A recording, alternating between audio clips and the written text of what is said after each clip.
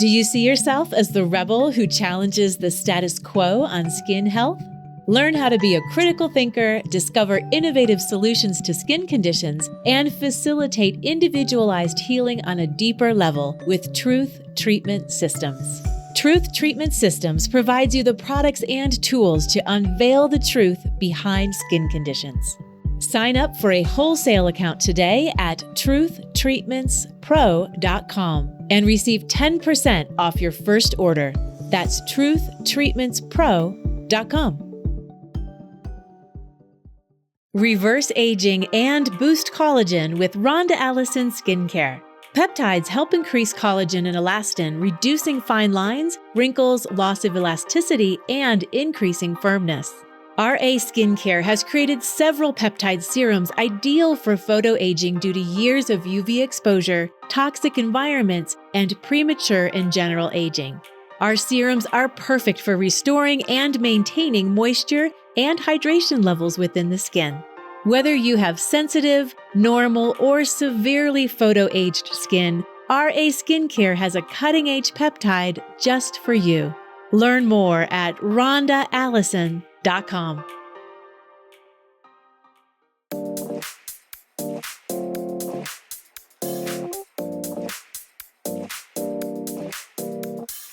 Hello and welcome to ASCP Esty Talk. I'm Ella Cressman, licensed esthetician, certified organic skincare formulator, international educator, and content contributor for Associated Skincare Professionals. I am Maggie Staszcuk, licensed esthetician and ASCP's education program manager. And a shout out to Sharita Irving, who is, I guess, bi-coastal. She's in the U.S. Virgin Islands in the winter, and then she works at a school the rest of the time, which is kind of cool. So she's the big listener. So hey, Sharita, thanks for listening. Wouldn't that be fun? Yeah, that sounds awesome. Yeah, except for like not working the rest of the time would be cool.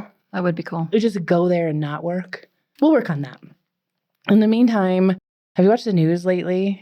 Yeah. What do you watch the news? Like, is that part of your morning routine? It is my morning routine. Evening routine? No. Okay, I don't blame you, because there is so much bombardment of bad news. And it seems like what we hear more and more is there's a storm brewing economically as we're speaking. And it makes sense what they're saying, but what I've started to notice is we're seeing this in conversations on some of the social media platforms too. And it feels like there's a little fear. And one thing that's interesting about both of us is that we've been through it a few times. So I thought this would be a really good subject to talk through our experience, also talk through what is a recession and how can we navigate through it. I think we've noticed over the past few years that prices of everything, this is Ella economics, okay? This is Ella economics. Economics 101, people, you're tuning in. Minus 101, because I will preface that I'm an esthetician and not an economist. But this is my take. And we're lucky enough to be in an industry where we talk to a lot of people. And this is me gathering from the doom and gloom news, but also talking to some fascinating clients who are in different industries, real estate, for example, banking, for example, not to mention my own research, if you will. Okay. You got your finger on the pulse. That's what you're saying. I think, and this is my take. Okay. What I noticed, or what we can all see, is that for the past, 5 years, even a little bit before COVID, the prices of everything started to rise. And then after COVID, boom, high. Homes, cars, food. We all know this, but even Levi's. Have you been to a mall lately? My God. That's where it ends. Listen, they've got Levi's at Costco right now, so if you need a discount. I don't know. I'll keep you posted, because I took my stepkids to the mall and there was Levi's store and I was like, oh, what? 3 digits. What? 3 digits for Levi's. Costco people. I'm going to take them back. But everything has gone up, and this is inflation. We know this. We've talked about this. The price for all of our disposables is up, and we've raised our prices. This happens at almost every level. This is why the cost, even Starbucks, I used to get a drink, it was $2.12 and now it's $4. Oh, you can get a drink and spend like almost $10, I feel like. We know what I get? An Americano. You know what Americano is? Yeah. Watered down espresso for $4. So my spending habits, I'm like, why am I paying for this? I could water down my own coffee, make it a little stronger. But this is inflation, inflating the price. The main contributor to this inflation is supply and demand, and it's very obvious after going through the supply chain issues of COVID and shipping and all of that. This has happened for a long time. It's just been super obvious, maybe just to me, but it's been super obvious with the disruptions that we saw in COVID. Where it's also extremely evident for me is in car sales. If you notice during COVID, like the car, or after, I would say, all the car lots are empty, or a lot of them are empty because they weren't making any new cars. So the demand for new cars went up. The value of used cars went up, and it was crazy. The other thing you didn't notice, or maybe you noticed, but the other thing you didn't see were commercials, and the car lots are filling back up. So the supply and demand is changing. And what that can be part of is the rise in interest rates. So the federal government says, let's raise interest rates so we can slow spending so that demand is less and the supply evens out. With that, what happens is we also change our spending habits because we don't have as much money or liquidity to draw from. So everybody is afraid to spend money. This is just kind of a mind game, in my opinion. Economics minus 101 from Ella. So in economics, a recession is a business cycle contraction that pulls in, that occurs when there's a general decline in economic activity, that fear of running out of money, so we better not spend it. They usually occur when there's a widespread drop in spending. So when we think of luxury goods, we think of, imagine two categories. Do I need it or do I want it? In times of affluence or aplenty, we want it, we get it. Where times where we're in fear, do we need it? Maybe, maybe not. So a little more consideration. Companies are aware of this, and so then they have to cut back or lay off or potentially move things around to anticipate it, and then unemployment can rise. And when unemployment can rise, there's more fear and people experience a decrease in perceived disposable income. Because they have less money to spend, demand falls, taking the prices of many goods and services with it. So what does that mean for the average person? For the average person, it can increase stress all around, even if you're not affected, even if you have a stable job, even if you have everything all locked up, if you will. One of the most prevalent ways that the recession affects the average person is anxiety from watching the news or in anticipation. Some people from watching their retirement accounts change and whatnot. So it doesn't matter if you're comfortable in your job security and have a hefty financial cushion, or if you're struggling to make ends meet and have $100 in your savings account, it affects you. What does this mean for the aesthetic industry? More importantly, what does it mean for you, the professional esthetician? I would like to discuss what you felt when we went through, shortly after both of us, because we've been licensed around the same time, we had the economic crash, the recession of 2007, 2008. What was your experience? So I became licensed in 2006, beginning of 2006. I think that's about same time for you, right? It was end of, 2005 or something? No, end of 2006. End of 2006, okay. She's senior. You'll always be licensed longer than me. Okay. All right. Well, you know more than me, Ella. So. No. Okay. Looking back, I want to say I feel like I was not impacted by the recession professionally, but I know that's not true. But I think in my mind, I'm only remembering the good parts. Thinking about my bank account, that's not true. As I remember, there were periods of time where clients weren't coming in the door, people weren't spending money. I do recall social media was not a thing then, right? Like we have today. MySpace. Yeah, MySpace, totally. So I would write a discount on my business card and give that out to my clients that came in every time they'd come in and say, be sure you rebook, I'm going to discount you next time. Things like that, whatever I could do to get people to rebook and keep coming. Or if there was a slow day, I would put a sign out that would say, today only 10% off, or today only we're going to add a brow to your facial. So people coming in for like their massage service, we're also hopefully deciding, oh, discount today, I'm going to book with Maggie. And that was a hard period. Was it hard because you were new, or was it hard because of people's spending habits, or both? Probably both, but I'd like to think that I was 2 years in, and so I was not new. I had been building for 2 years, and then I would not say 2007, I would say it was by 2008 I was experiencing this, because it was now my second job. I had been at this spa now for about a year. I had transitioned from like my first green job as an esthetician. Okay. And so these were measures I was taking once 2008 had hit. We were really into the recession. So this was a salon spa? It was just a spa. Just a spa. Yeah, just a spa. But, I think it was really hit or miss, because the other thing that I think about is the lipstick effect. Mm-hmm. And I don't know if you're planning to talk about that, but there were definitely those clients that would come in who were not impacted. You're talking about those people that had wealth, it was not a factor, versus those who were living in fear and maybe not spending. So definitely you had maybe 5% of the client base, maybe 10% of the client base who were coming in and spending regardless, rebooking regardless. Mm-hmm. They were clearly not impacted. And then those who were saying to me, I really need my brows waxed and I'm going to skip on the facial this time.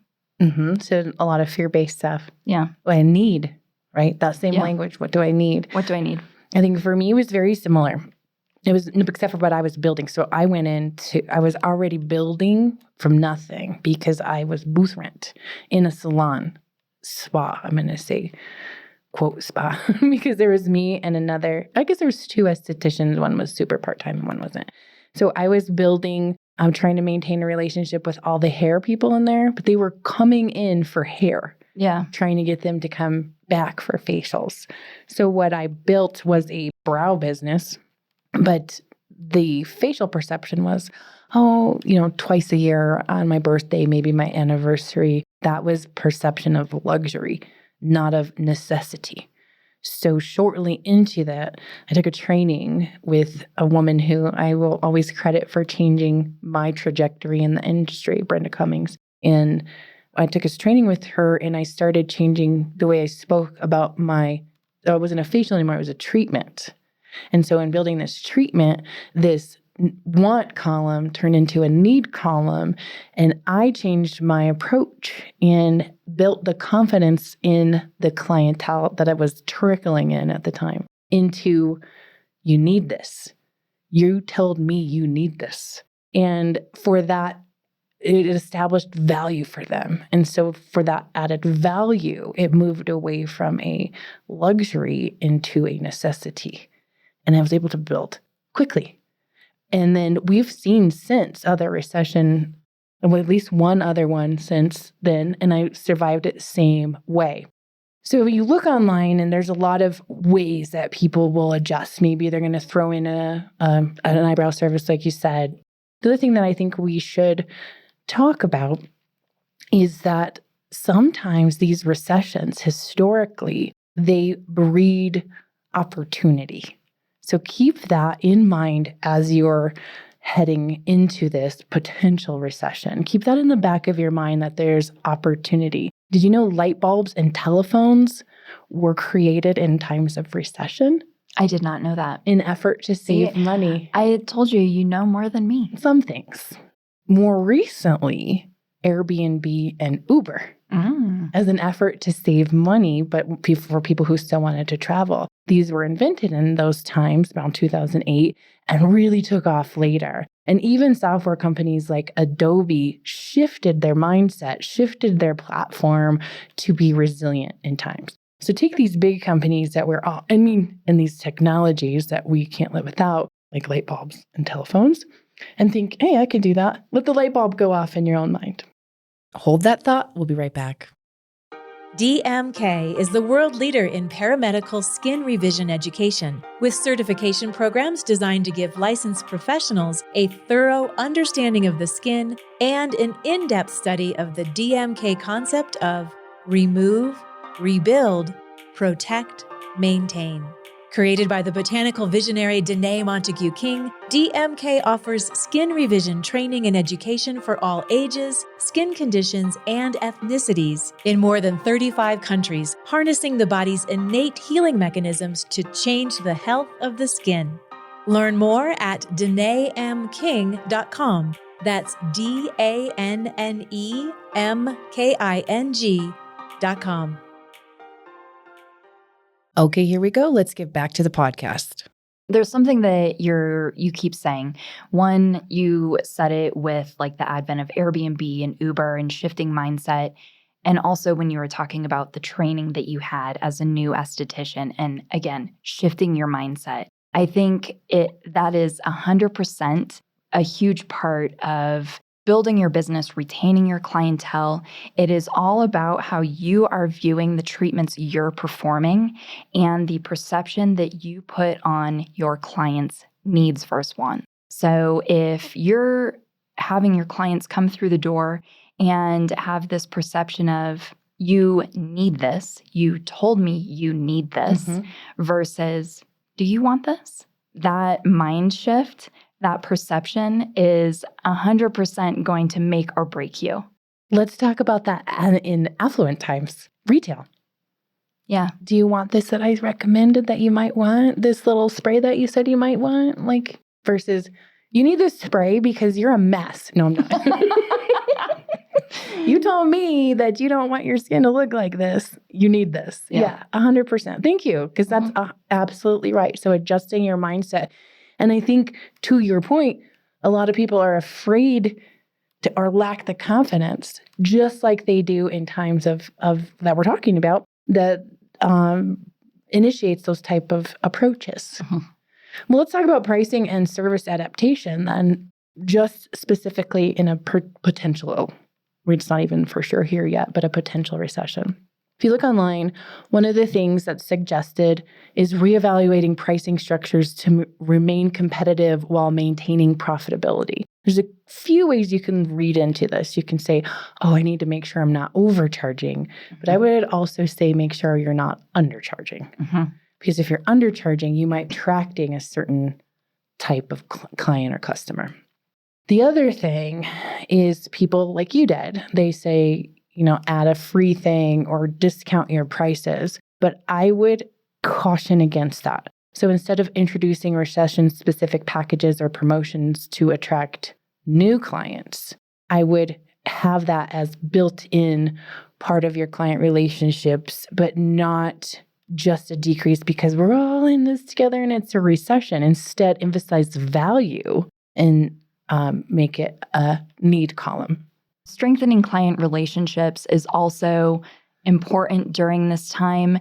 There's also some customer retention strategies that you can use, like implementing loyalty programs to encourage repeat business. Providing exceptional customer service, obviously, is part of that to build trust, loyalty, rapport with your clients. And then expanding your client base by targeting new demographics or niche markets and utilizing social media. Of course, we've talked about that a million times, and online marketing to reach wider audiences. 100%. I think strengthening your client relationship, instilling the trust will help calm fears and maintain, this is a part of my routine. This is part of my spending. This is part of my budget. This isn't auxiliary. And something else to think about is upscaling and diversification of your skill sets. So when we're looking at continuing education and training, don't give up on continuing education because you are afraid of something may happen. Actually, if there's a slow time, here's the other thing. Our industry ebbs and flows, ups and downs. It's busy, it's not busy, like a wave going out and a wave coming in. So know that that's just part of it. And this part might just be, if you're slower right now, you're okay. You're going to be okay because the wave's going to come back in, no problem. While it's low tide, hop on a class. If there's going to be a summit coming up for ASCP. If you're a member, you can get in, no problem. Or if it's one of your, the companies you're working with and they have classes, go to a trade show, find ways to increase your knowledge and your base because your clients love that and they respect that. So don't be afraid to do that. Invest in professional development to enhance skills and then also to stay up to date with industry trends. listen to our podcast every week. It's one great way to do that. Consider new certifications, but when you're doing that, don't just hop on trends. Don't just buy a new device. Really do some research and make sure this is something that will enhance your business.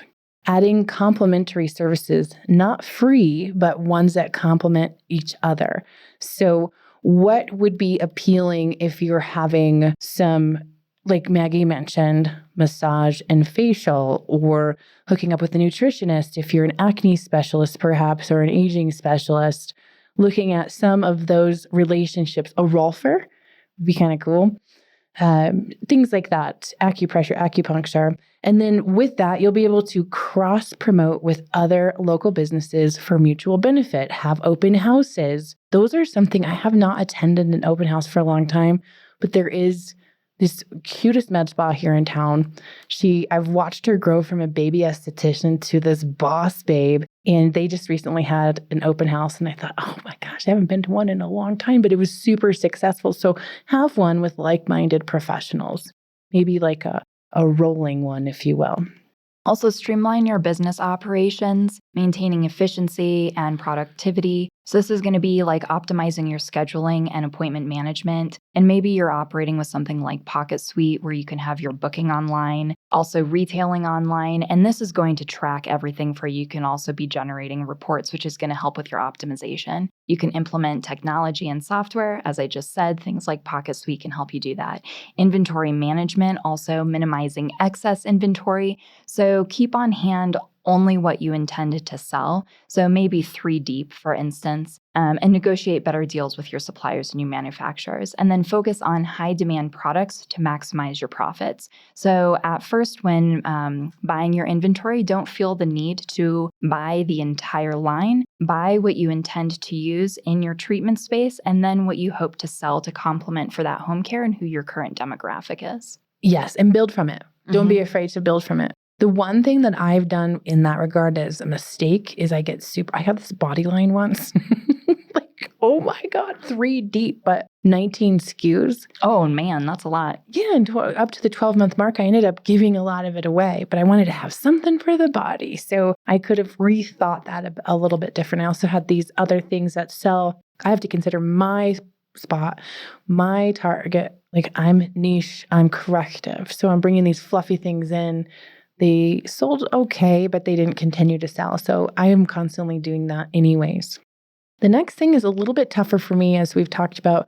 I have online presence, but I'm not good at it. So something that I can strive to do better at, I would encourage you guys to also create an engaging website. There's a lot of opportunities for this that make it super easy as compared. And I think it's because I'm a little traumatized from when I initially did it. My first website was so funny, but it was like $4,000 for 3 pages. And now they're just part of a subscription. They make it so much easier. But in that, showcase your services, your expertise. Even adding client testimonials is what people look for. And then one important thing is something I didn't do is optimize your website for mobile users, because the majority of searches are done on phones or tablets or devices anyways. So make it easy and pretty, aesthetically pleasing there.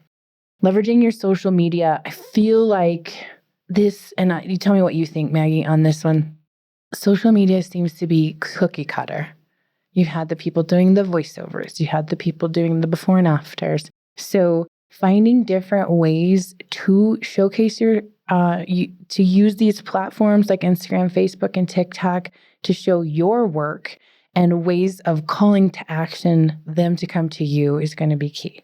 Yeah, I think you're right. Social media it's all the same. You scroll and scroll and scroll, and everybody's posts look the same. So you do have to find a way to stand out. And just popping back up to the website comment there, you do have to have something that's going to engage with the demographic that you're trying to bring in the door. And there's a lot of people that skip websites altogether. Maybe they do have a contract with whoever it is, Shopify, Vagaro, Pocket Suite, and they use that as their website and skip the website altogether. It's going to be that Shopify platform or that Pocket Suite platform that is their online presence because it allows for online booking. It has all of their retail that you can purchase through that platform that is their business site, if you will.